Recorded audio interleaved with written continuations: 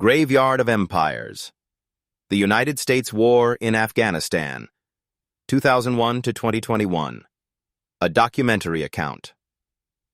Prologue. A world changed in an instant. On the morning of September 11, 2001, 19 hijackers coordinated the deadliest terrorist attack ever carried out on American soil. 4 commercial aircraft were seized mid-flight. 2 were flown into the Twin Towers of the World Trade Center in New York City. 1 struck the Pentagon in Arlington, Virginia. A 4th, United Airlines Flight 93, crashed into a Pennsylvania field after passengers attempted to overpower the hijackers. Nearly 3,000 people were killed. Thousands more were injured. The United States and the world would never be the same. Within hours, American intelligence agencies had identified the perpetrators as members of Al-Qaeda, an Islamist extremist network led by Saudi-born Osama bin Laden. Bin Laden was operating from Afghanistan, sheltered by the Taliban, a hardline Islamist government that had controlled most of the country since 1996. What followed was the longest war in American history, a 20-year campaign that would reshape a nation, drain over $2 trillion from the American treasury, and ultimately end where it began, with the Taliban in power. Part 1. The Enemy and the Land. To understand the war in Afghanistan, one must first understand the country itself. Afghanistan is a landlocked nation of staggering geographic complexity, a mosaic of deserts, mountain ranges, river valleys, and ancient trade routes. It has been invaded countless times throughout history. Alexander the Great passed through it. The British Empire twice attempted to pacify it in the 19th century, only to suffer catastrophic defeats. The Soviet Union invaded in 1979 and spent a decade fighting a brutal insurgency before withdrawing in 1989, humiliated and exhausted. The country's population is similarly complex. Pash, Tuns, Tajiks, Hazaras, Uzbeks, and dozens of smaller ethnic groups coexist uneasily within borders drawn without their consent. Loyalty typically belongs not to a central government, but to tribe, village, and warlord. The Afghan state has historically been weak, and local power structures have historically been strong. Into this volatile landscape, the Taliban had risen in the early 1990s, emerging from the chaos of the post-Soviet Civil War. Composed largely of Pashtun religious students who had been educated in Pakistani madrasas, the Taliban promised to end the warlordism and corruption that had devastated the country. By 1996, they controlled Kabul. They imposed a severe interpretation of Islamic law. Women were banned from schools and public life, television and music were outlawed, and public executions became a grim feature of daily governance. It was under this regime that Osama bin Laden and Al-Qaeda made their home. Part 2. Operation Enduring Freedom. On September 20, 2001, President George W. Bush addressed a joint session of Congress and issued an ultimatum to the Taliban. Hand over bin Laden and dismantle Al-Qaeda or share in their fate. The Taliban demanded evidence of bin Laden's involvement before complying. The Bush administration refused. On October 7, 2001, the United States launched Operation Enduring Freedom, a military campaign combining precision airstrikes, special operations forces, and the covert support of Afghan opposition groups known collectively as the Northern Alliance. The initial phase of the war was remarkably swift. American air power shattered Taliban defenses from above, while Northern Alliance fighters pressed forward on the ground. Mazar-e-Sharif fell on November 9th. Kabul fell on November 13th. By December, the Taliban had retreated from every major city. The regime had collapsed in just 2 months. But the war's primary target, T, had escaped.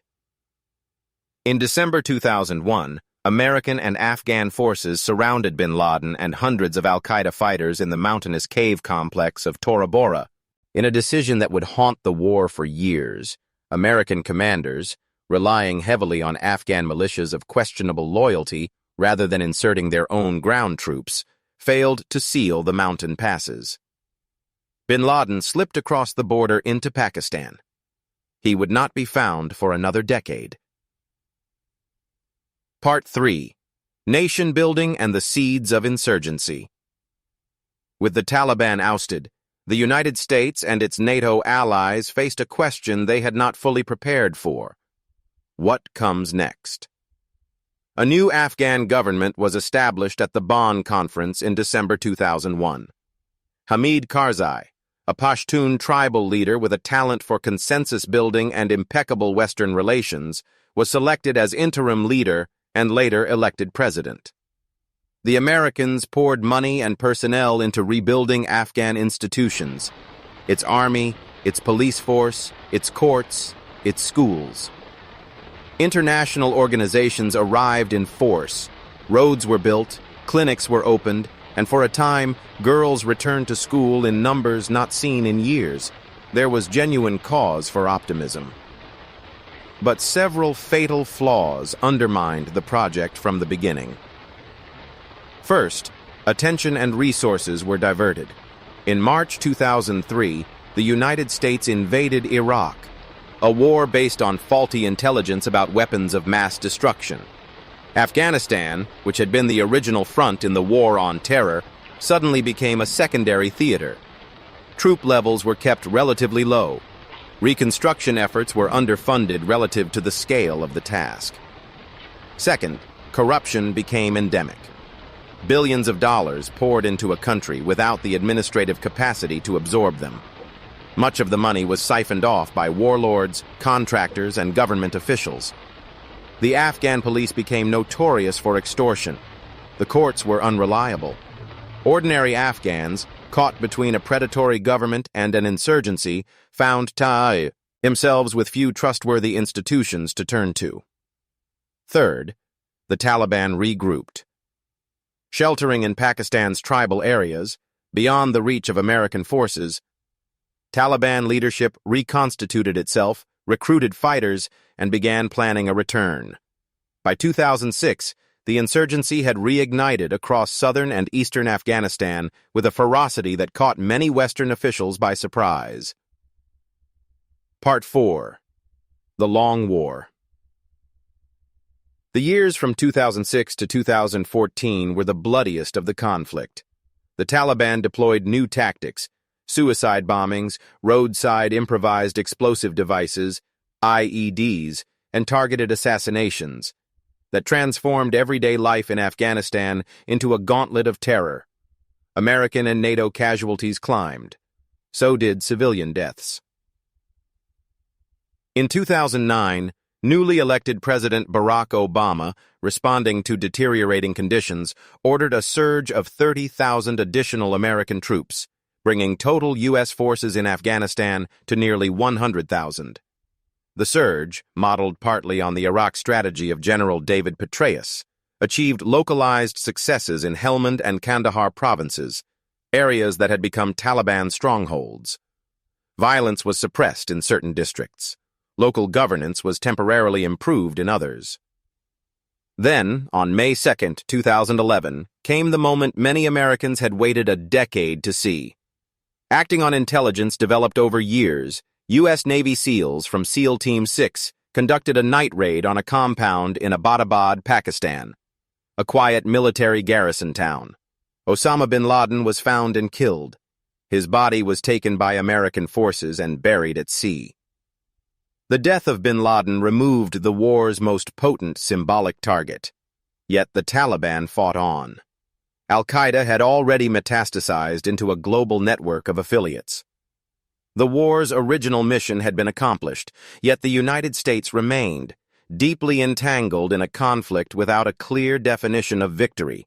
Part 5. A decade of drawdown. Beginning in 2011, American troop levels in Afghanistan began a long and gradual decline.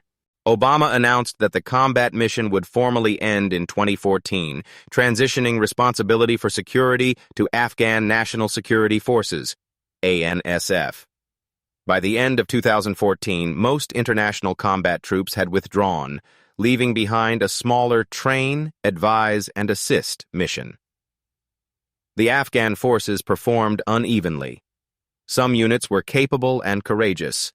Many others were plagued by high desertion rates, ghost soldiers on the payrolls, and officers who owed their positions to political patronage rather than merit. Air support, logistics, and intelligence, areas in which American forces had been indispensable, could not easily be replicated. In the field, Afghan forces often found themselves outfought by the Taliban.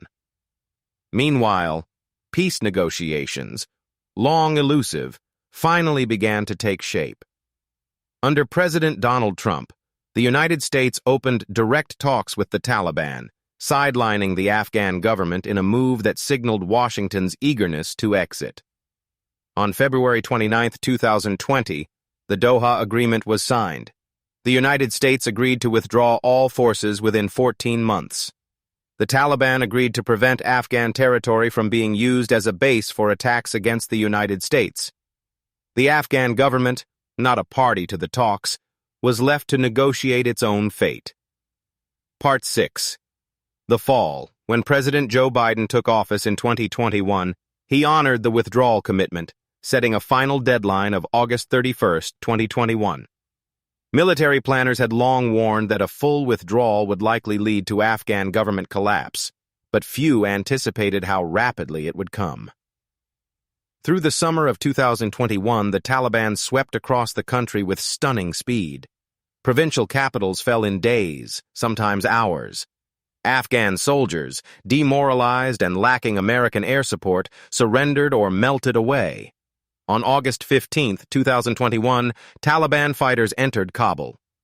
President Ashraf Ghani fled the country, reportedly with cash-filled vehicles. The Afghan government, which the United States had spent 20 years and hundreds of billions of dollars building, dissolved in a single afternoon. What followed was one of the most chaotic evacuations in modern history. Thousands of Afghans who had worked with American forces, translators, intelligence officers, contractors, rushed to Kabul's Hamid Karzai International Airport, desperate to flee before the Taliban consolidated control. Scenes of anguish were broadcast around the world, crowds pressing against gates, families separated in the crush, some clinging to the outside of departing aircraft. On August 26th, a suicide bombing at the airport's Abbey Gate killed 13 U.S. service members and approximately 170 Afghan civilians, the deadliest day for American troops in over a decade. In the final days of the evacuation, the United States airlifted approximately 124,000 people. Tens of thousands more who had worked with Western forces were left behind.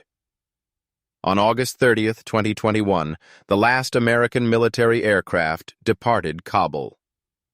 The war was over. Part 7. The Reckoning. The numbers are staggering in their scale. Over 20,400 American service members were killed. More than 20,000 were wounded. Over 1,100 NATO allied troops died.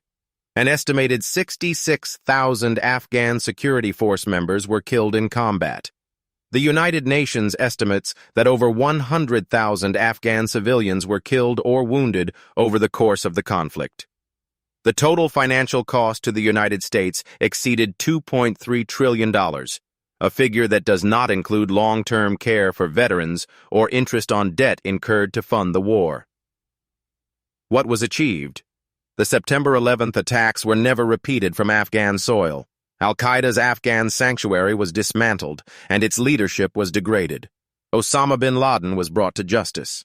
For 20 years, millions of Afghan girls attended school, women entered the workforce, a generation grew up in relative freedom, and a fragile civil society took root in urban areas. What was lost? A republic that, however imperfect, had been built by Afghan hands collapsed in days. Women and girls once again face systematic exclusion from public life under Taliban rule. Journalists, judges, and activists live in fear. The gains of 2 decades were swiftly reversed. Critics across the political spectrum have questioned whether the mission was coherently defined, whether the resources were wisely deployed, whether the Pakistani sanctuary that sheltered the Taliban was ever seriously addressed, and whether a Western-style democratic state could ever have been successfully transplanted onto Afghan soil in so short a time. There are no easy answers. Epilogue. Echoes in the Graveyard.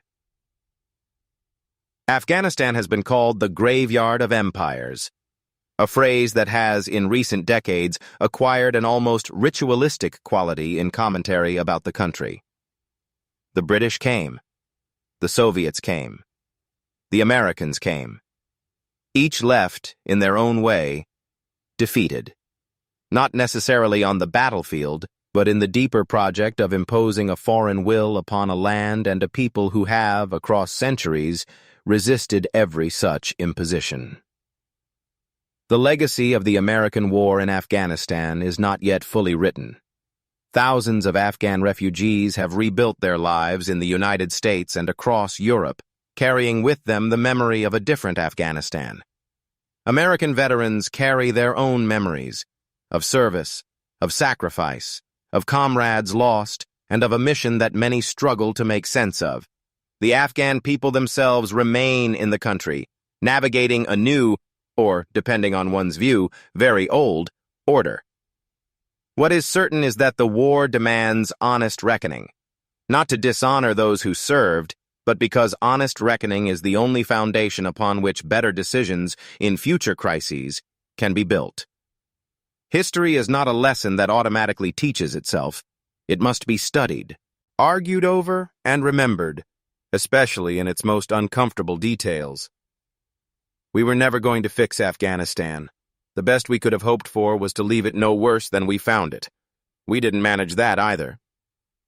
A U.S. Army officer, speaking anonymously, 2021, end of documentary.